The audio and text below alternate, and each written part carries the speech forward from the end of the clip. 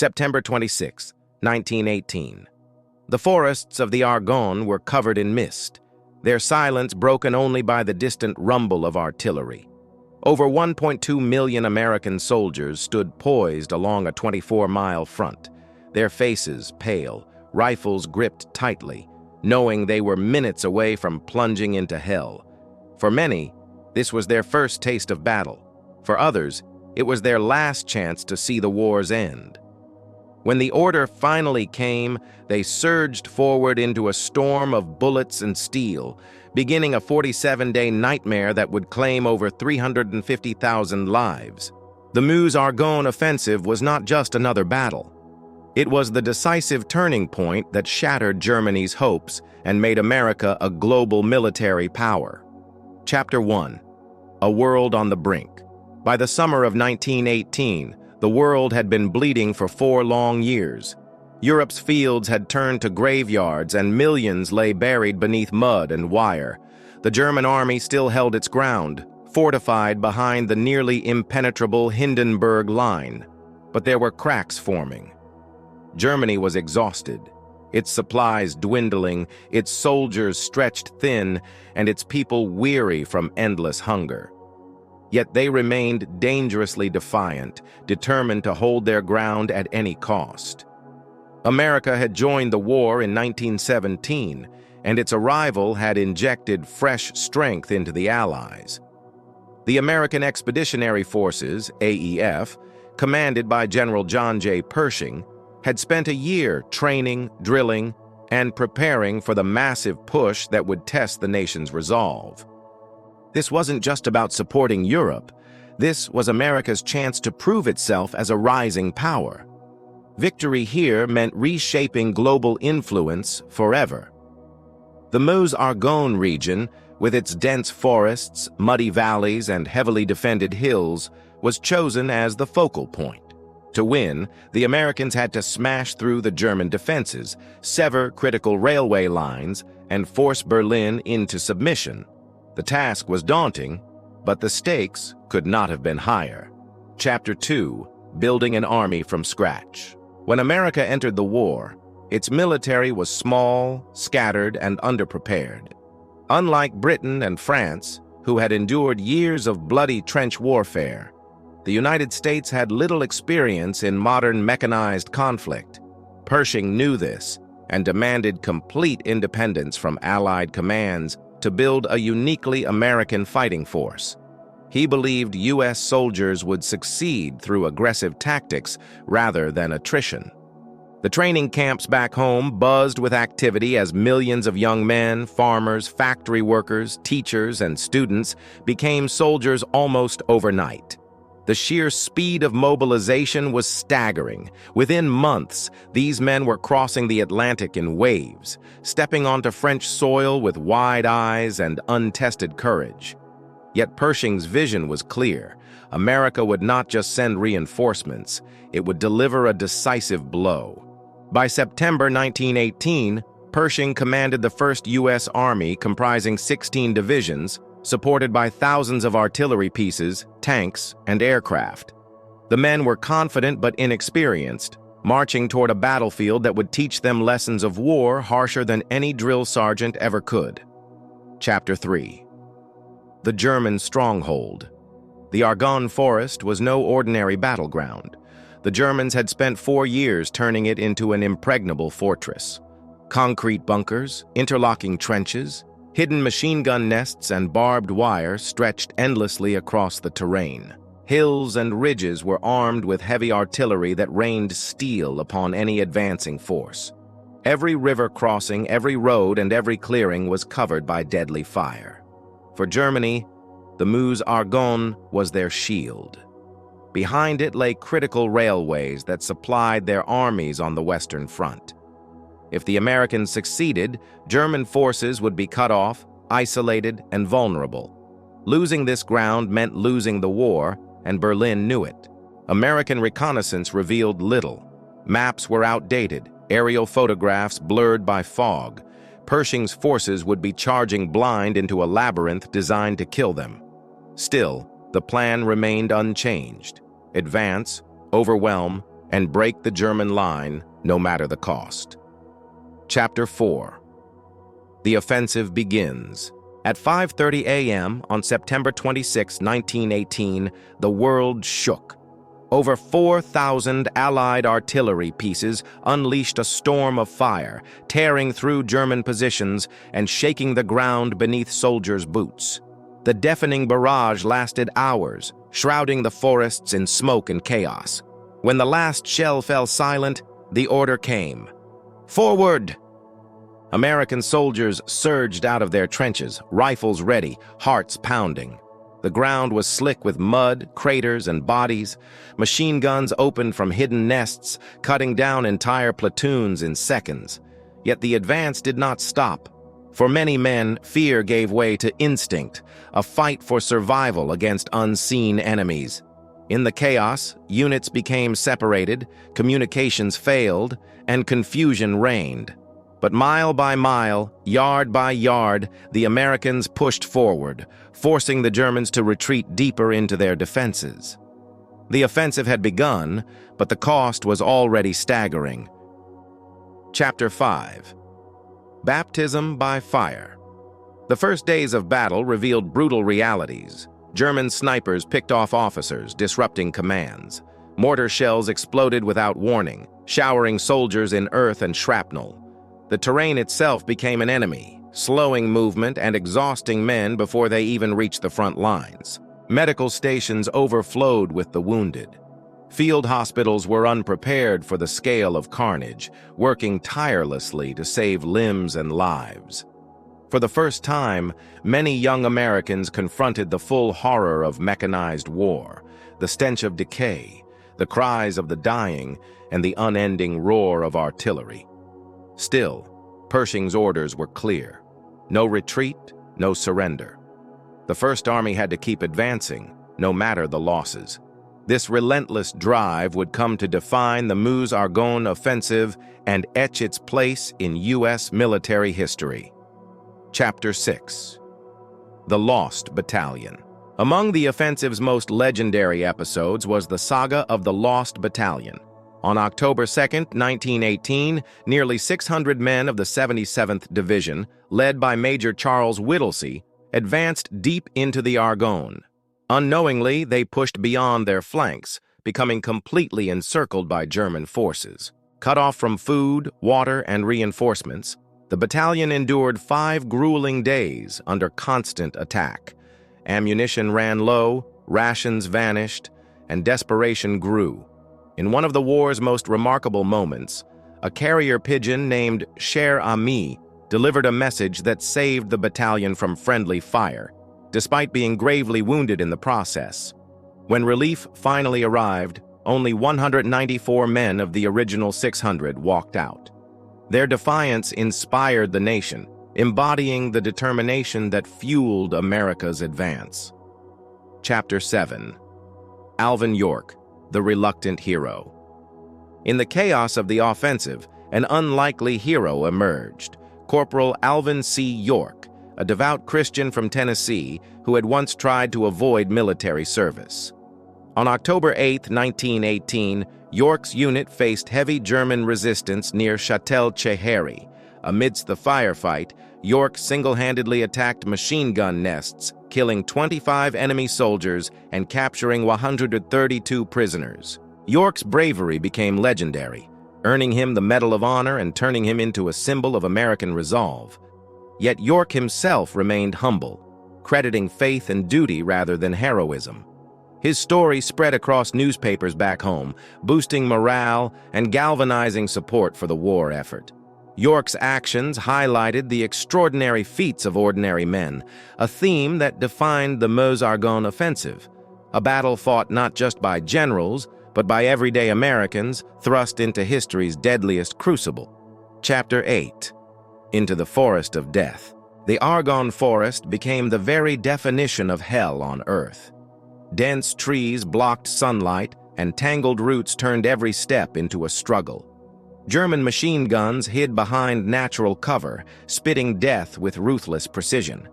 Every hollow and ravine was defended like a fortress, and advancing even a few hundred yards cost hundreds of lives. Soldiers called it the Green Wall, a place where daylight never broke through the canopy and shadows seemed alive with enemy fire. The relentless mud sucked boots from feet. The stench of death hung heavy, and exhaustion gnawed at the strongest men. The forest swallowed entire units, separating comrades and breaking formations. Those who survived described it as a place where every tree became a sniper and every path a death trap. Yet under relentless orders, the American First Army pushed deeper, step by bloody step. The Germans were masters of defense, using the terrain to their advantage. Trenches were connected by tunnels, bunkers were reinforced by steel and concrete, and machine guns were positioned at deadly crossfire angles. Every approach was mapped, and German artillery pounded advancing Americans with chilling accuracy. Still, U.S. soldiers improvised, adapting their strategies to fight an invisible, entrenched enemy. Small groups learned to flank machine gun nests, tossing grenades into the fortified positions, while others advanced behind smoke screens. Slowly, painfully, the tide began to turn, but at a terrible human cost. Casualties mounted at an alarming rate. Stretcher bearers moved constantly under fire, dragging the wounded back from the front lines. Supplies struggled to reach the men, and hunger became as constant a companion as fear. Yet morale did not break. For every fallen soldier, another stepped forward, determined to honor the sacrifices already made. In these dark woods, perseverance became the deadliest weapon America possessed. Chapter 9. The German Counterattack. By early October, German High Command realized the danger. If the Americans succeeded, the war would be lost. They threw everything they had into desperate counterattacks, launching waves of elite stormtroopers against the advancing U.S. divisions. These shock troops, hardened by years of trench warfare, struck quickly and vanished just as fast, forcing Americans into brutal close-quarters combat. Night raids became common, and no soldier felt safe, even in supposed rear positions. The fighting blurred the lines between front and reserve, and exhaustion haunted both sides. Despite dwindling manpower, German artillery remained deadly. Shells filled with poison gas were fired into American positions, forcing soldiers to wear cumbersome masks as they fought. The choking fumes blinded eyes, burned lungs, and left men coughing blood in the mud. Yet the Americans held, refusing to give ground. Pershing's strategy was relentless: no retreat, no pause, and no surrender. It was a gamble, but Pershing knew that breaking the German defenses here would shatter their capacity to fight anywhere else. Morale among German troops began to waver. With supply lines severed and reinforcements scarce, rumors of mutiny spread through their ranks. Soldiers wrote letters home filled with despair, and commanders struggled to hold the line. Though German resistance remained fierce, cracks were widening, and Pershing's First Army sensed victory drawing closer, even as the price continued to climb. Chapter 10. Breaking the Hindenburg Line. The Hindenburg Line stood as Germany's final shield, a near-impenetrable chain of defenses stretching from Belgium to eastern France. On October 4th, Pershing ordered a renewed assault to smash through the German stronghold. Thousands of American, French, and British troops advanced together in one of the largest coordinated offensives of the war. Artillery thundered across the front, tanks lumbered through barbed wire, and infantry surged behind creeping barrages. Fighting at the Hindenburg Line was vicious and unrelenting. Germans fought like cornered wolves, their machine guns mowing down wave after wave of attackers. But America's growing numbers and determination overwhelmed even the strongest defenses. Engineers built makeshift bridges under fire, medics ran through shell fire to save the wounded, and officers rallied men in the thick of chaos. Inch by inch, trench by trench, the Hindenburg Line began to crumble. By mid-October, Pershing's army had achieved what many thought impossible. German forces were pushed back across their own supply routes, forcing a strategic retreat. The once feared Hindenburg Line was shattered, and the morale of the German army suffered a blow from which it would never recover. The tide of the war had turned irreversibly. Chapter 11. Life and Death in the Trenches. Behind the glory and strategy lay a far harsher reality. Life in the trenches was a daily fight against despair. Soldiers endured freezing rain, endless mud, and swarms of rats that feasted on the fallen. Hunger gnawed at their strength, and sleep was a rare luxury. Disease stalked the ranks, from trench foot to influenza, claiming almost as many lives as enemy fire. Letters from home became sacred treasures, the only reminder that life beyond the battlefield still existed. Despite this misery, camaraderie flourished. Soldiers became brothers, sharing everything from rations to whispered fears during sleepless nights. Humor became a weapon against despair, as men swapped jokes in muddy dugouts even while shells thundered above.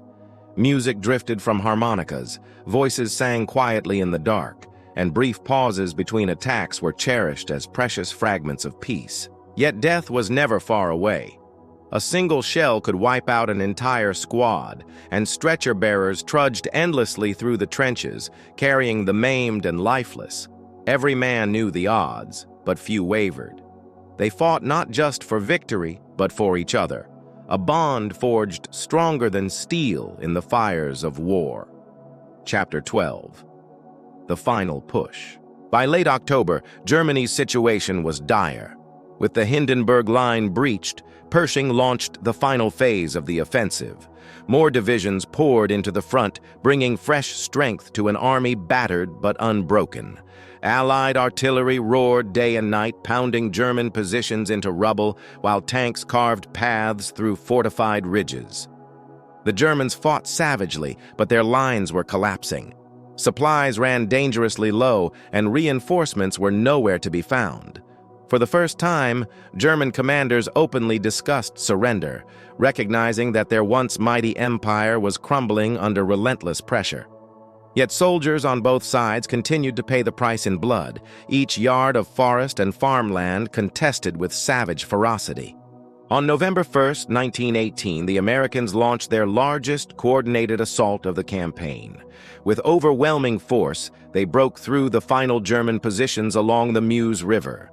By November 6th, Pershing's forces reached their objectives, and the German army, shattered and retreating, was no longer capable of mounting effective resistance. Chapter 13. The Armistice approaches. As Allied forces advanced deeper into enemy territory, political turmoil erupted in Germany. Protests filled the streets of Berlin, soldiers deserted in droves, and the Kaiser faced growing calls to abdicate. With the war lost and revolution brewing at home, Germany's leaders sent envoys to negotiate peace. On November 11, 1918, at 11 a.m., the guns finally fell silent. After 4 years of slaughter, the Great War was over. Soldiers on the front wept openly, embracing friends and strangers alike. Yet the silence felt hollow for many. Victory had come at an unimaginable cost. Entire landscapes lay destroyed, and millions of lives had been extinguished in the name of empire and honor. For the United States, the armistice marked a new beginning. No longer a peripheral player in global affairs, America had proven itself on the world stage. Its industrial might and military resolve had tipped the scales of history, reshaping international power for generations to come. Chapter 14. The Cost of Victory. The Meuse-Argonne Offensive was the largest battle in U.S. history. Over 1.2 million American soldiers fought, suffering 26,000 dead and 95,000 wounded in just 47 days. For many families, letters arrived months later, carrying the unbearable weight of sacrifice. Towns across America mourned their sons, yet the nation stood taller, its courage forged in the fires of war. For Europe, the toll was staggering. Entire villages vanished, farmland lay in ruins, and survivors bore scars, both physical and emotional, that would last lifetimes. Cemeteries bloomed across France, where endless rows of white crosses marked the resting places of those who never came home. The Argonne itself became sacred ground, a living memorial to those who had bled for victory. And yet, even as the world celebrated peace, seeds of future conflict were sown. The Treaty of Versailles imposed harsh terms on Germany, fostering resentment and economic despair that would ignite another global war just 2 decades later. Chapter 15. A Legacy. Etched in blood. Today, the Argonne Forest stands quiet, its trees grown tall over fields once soaked in blood. Memorials and cemeteries dot the landscape, reminders of the staggering sacrifices made in 1918. For Americans, the battle became a defining moment, proof that the nation could rise to the world's greatest challenges and endure unimaginable hardship in pursuit of freedom. The stories of heroes like Alvin York, the Lost Battalion, and countless unnamed soldiers live on, carried forward by historians, families, and veterans' descendants. Their courage shaped not just the outcome of a war, but the destiny of a nation stepping onto the global stage. The Meuse-Argonne Offensive was more than a battle. It was a crucible. Out of the mud and chaos emerged a stronger America and a wounded, reshaped world. Its echoes remain, a reminder of the cost of victory and the enduring human spirit that refuses to yield, even in the darkest hours of history. When the guns fell silent at last, the forests of the Argonne whispered only the names of the fallen. The Meuse-Argonne Offensive was a battle of courage, sacrifice, and transformation, where ordinary men became legends and a young nation stepped into history. As we walk these quiet fields today, we remember not just the victory but the cost. For in their silence, they speak louder than any cannon ever could. Never forgotten, always honored.